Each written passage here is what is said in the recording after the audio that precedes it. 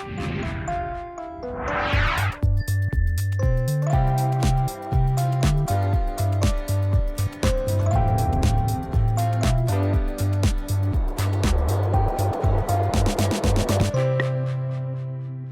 G, what are we going to learn to cook today? We're going to make a big pot of soup.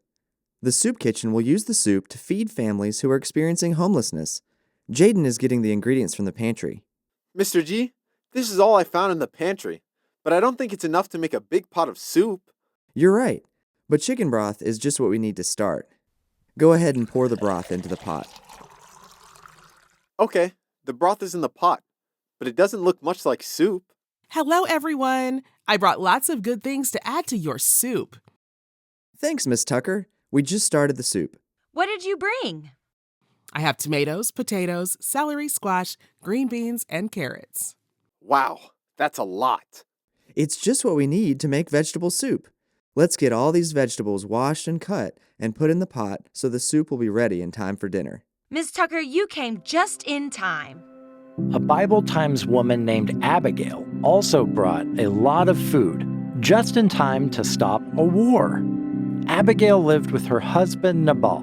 Nabal was a very wealthy man who had lots and lots of sheep and lots of goats. But although Abigail was kind, Nabal was mean. Another man named David was in charge of an army. David and his men had set up camp near Nabal's home. One day, Nabal was out cutting wool from his sheep. David and his men were hungry. David sent 10 of his men to ask Nabal for bread and water and meat. "Peace to you," said the men. "We are David's men. We've been camping near your sheep and have helped keep your sheep safe. Please share some bread and water and meat with us." "No," yelled Nabal. "I'm not going to give you anything. Go away." David's men went back to camp. They told David what Nabal had said. David got really mad. "Men," shouted David, "take up your swords. We're going to fight Nabal."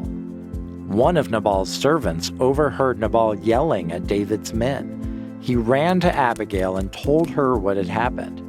Abigail got busy. She quickly packed a lot of food onto donkeys. There were 200 loaves of bread and 200 raisin cakes, along with meat and grain and wine. Abigail led the donkeys down the hill just as David and his men were marching up the hill. When Abigail saw David, she stopped. "Please, don't fight," begged Abigail. "I have brought you all this food for you and your men." David took the food. "Don't worry," said David. "We won't fight. You are safe." Abigail brought the food to David just in time. And our soup is done just in time to take it to the soup kitchen for dinner. Have you ever had something happen just in time?